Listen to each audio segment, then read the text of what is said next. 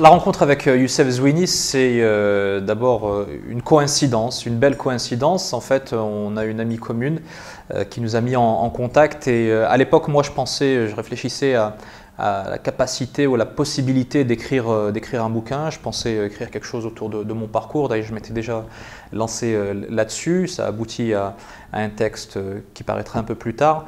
Et donc, comme j'étais dans cet univers-là de l'écriture, lorsque mon ami Nejma me parle de Youssef, je me dis, tiens, il y a un profil intéressant, il y a un personnage et une histoire aussi qui interpelle, parce qu'on m'a présenté vraiment très brièvement, et je le rencontre, ce jeune homme-là, ne sachant pas trop ce que je pouvais lui apporter, mais au moins je me disais qu'il y avait déjà intérêt à faire sa connaissance. Et quand il me raconte son histoire autour d'un café, là je tombe des nues, c'est absolument incroyable, c'est rocambolesque ce qui lui est arrivé, et ce qui était très surprenant, ce qui était même déroutant, c'était qu'à chaque fois qu'il arrivait sur un épisode de ce parcours-là, je me disais, non, ça y est, il a atteint le summum, et puis on tombait sur quelque chose d'encore plus rocambolesque, quelque chose d'encore plus incroyable, espèce de sort qui s'acharne dans l'acharnement. Et là, j'ai été vraiment pris aux tripes par cette histoire, et aussi pris aux tripes par le personnage, c'est-à-dire que derrière, je sentais chez lui une envie d'exorciser tout ça, une envie vraiment de vider toute cette souffrance qu'il portait en lui, mais également cette volonté de résilience et de convertir cette souffrance qu'il a vécue, ce drame qu'il a parcouru, en quelque chose de positif. Donc à travers son parcours au cours Florent et puis ses ambitions de monter un jour sur les planches ou de jouer devant une caméra. Et comme j'étais dans cette atmosphère-là d'écriture, je me suis dit, bingo, on va y aller, sans savoir trop où est-ce que ça allait nous mener. Et on a commencé à travailler de manière assez régulière, il y a 3 ans à peu près, à restituer un petit peu son récit. Alors c'est vrai que moi je me lançais parce que c'est la première fois que je faisais ça.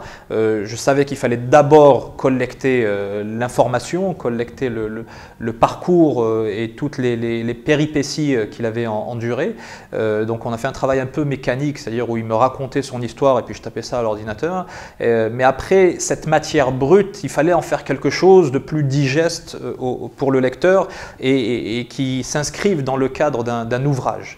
Et donc ça a été là la deuxième grosse étape au niveau du travail qui a été colossale. J'imaginais pas que ça serait aussi difficile et aussi rude comme approche, parce que je me suis retrouvé au final avec une énorme matière, d'autant plus que lui avait déjà commencé à écrire quelques lignes, quelques pages même qu'il m'avait transmises. Donc il a fallu déjà homogénéiser toute cette matière assez hétéroclite, et puis sur la base de ce parcours-là, avec différents flashbacks, avec aussi le séquençage, parce que tout ça n'a pas été fait en continu, on travaillait, puis lui il devait retourner en cours à Paris, donc j'attendais qu'il revienne, ou on faisait ça par téléphone, et donc cette matière assez hétérogène, au-delà de l'homogénéisation, il a fallu aussi en tirer une trame, une histoire qui ait un début, un milieu et une fin, et c'est pour ça que dans un premier temps j'ai opté, ça a été mon choix final, pour l'approche chronologique, parce que l'un dans l'autre ça s'enchaînait bien. Et au-delà du récit et du simple fait qu'on peut résumer en quelques lignes, en fait, au demeurant, c'est le cas d'ailleurs de toutes les histoires, il fallait donner à cette histoire assez brute un peu de chair.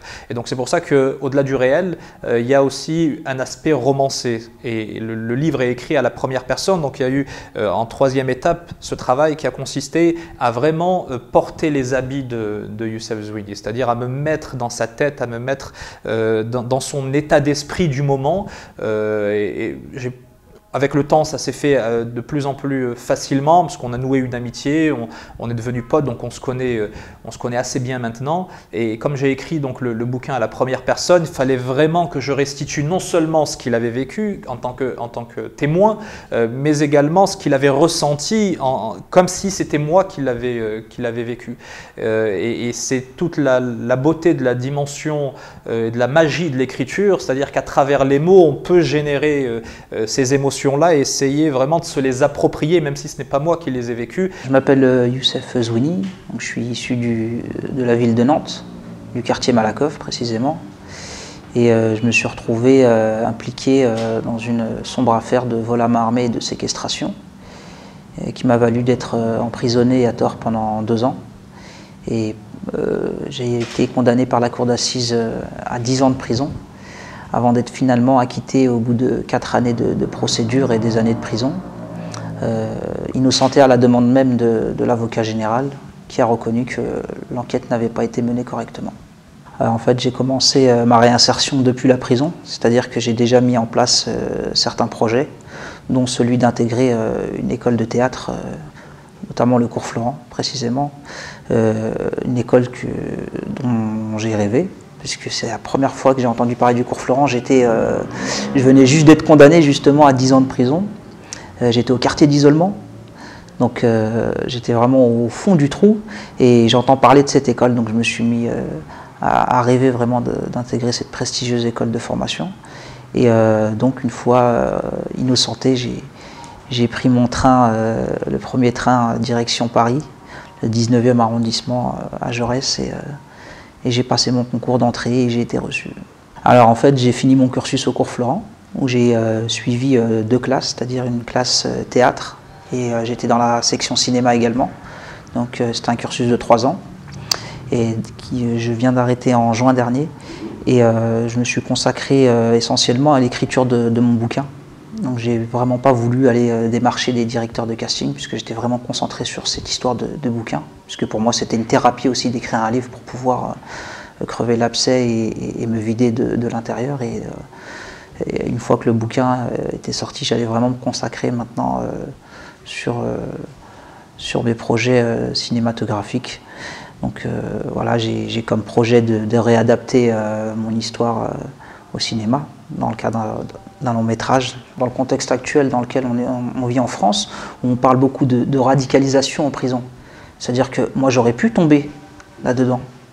J'avais toutes les bonnes raisons d'en vouloir à la société, d'en vouloir à l'État, parce que justement j'ai été mis à l'écart de la société pendant des années. J'ai fait 6 prisons différentes, on m'a collé 6 mois à l'isolement. On m'a condamné à 10 ans de prison. J'aurais pu tomber facilement dans la radicalisation, dans la violence, dans beaucoup de choses, parce que j'ai été confronté à beaucoup de choses dans l'univers carcéral. Sauf que j'ai eu la force de dire non, parce que c'était ni dans mes principes, ni dans... Donc c'est pour ça que je projetais aussi de faire un livre et de faire un film pour aussi montrer au monde et à tous les Français qu'on ne réagissait pas tous pareil, qu'il y en avait à leur sortie de prison qui n'étaient pas forcément pour aller à Daesh, mais il y en a aussi qui débarquent au cours Florent, dans le 19e arrondissement de Paris, et qui justement qui s'en sortent par l'art et qui ont trouvé ce moyen-là en prison pour s'évader, plutôt que de sombrer et de basculer dans l'extrémisme et des choses négatives. C'est-à-dire que j'ai été chargé avec tout ce que j'avais vécu, donc forcément j'avais besoin de ressortir tout ce qui s'était passé, et donc ça passait par l'écriture. C'est pour ça que j'ai travaillé avec Wadi Hadada pour justement remettre sur papier, mettre des mots sur certaines souffrances, et c'est pour ça c'était une véritable thérapie pour moi de me dire bon voilà, c'est écrit, c'est là. Et puis j'espère un jour aussi pouvoir le rejouer et interpréter mon propre rôle. Et justement pour me dire que voilà, je l'ai aussi rejoué. Donc forcément, même au niveau des émotions, il y a quelque chose qui va se passer devant la caméra, forcément parce que je l'ai vécu. Donc voilà, j'espère que j'aurai la possibilité de faire ce travail-là par la force de ma formation artistique que j'ai acquis au cours Florent.